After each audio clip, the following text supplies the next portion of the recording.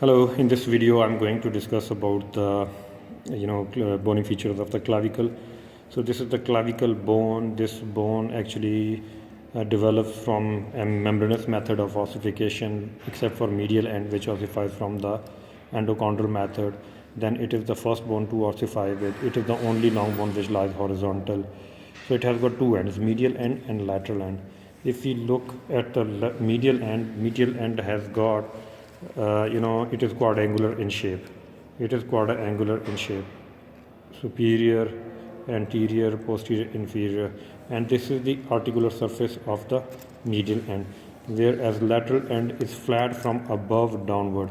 It is flat from above downward. So lateral end has got anterior border, posterior border. This one is the posterior border. Then it has got anterior border, and then it has got superior surface and inferior surface.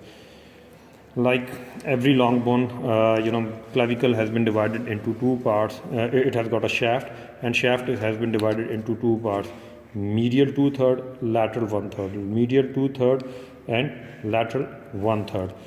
So about lateral 1/3, it has got superior surface, anterior border, posterior border, and then inferior border. On inferior surface, it has got two important landmarks. One is conoid tubercle and trapezoid ridge. Conoid tubercle and trapezoid ridge, and these two landmarks are for attachment of the coracoclavicular ligament. Coracoclavicular ligament has got two parts, conoid and trapezoid part, and collectively they are called coracoclavicular ligament. On one end they are attached to the clavicle, and other end they are attached to the coracoid process, hence they are called coracoclavicular ligament. Whereas medial 2/3 shaft, it has got superior surface, anterior surface, inferior surface, and posterior surface. So medial 2/3 and lateral 2/3, here at the junction, this is the weak point of the clavicle where usually it gets fractured, where usually this clavicle gets fractured. So about the muscle attachment, on the lateral and anterior border, here we have got attachment of the deltoid muscle. On the posterior border of the lateral 1/3, here is the attachment of trapezius muscle.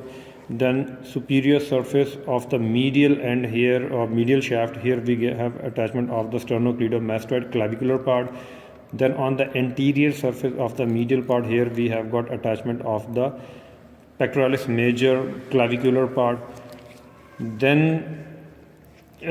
here we have got in the middle 1/3, here we have got a groove which is called subclavian groove. Here subclavius muscle get attached.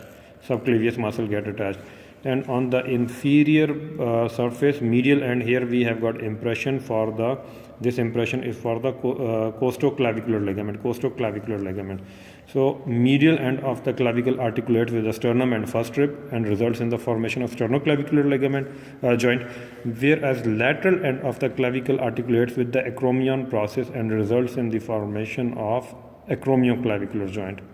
So this was brief about the clavicle. So clavicle has got two primary ossification centers, which results in the formation of lateral part of the bone, and one secondary ossification center which forms the medial end of the bone.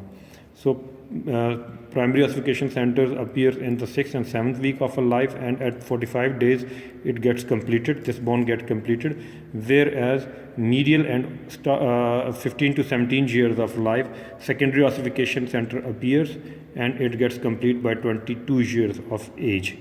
So this was brief about clavicle. Thank you very much.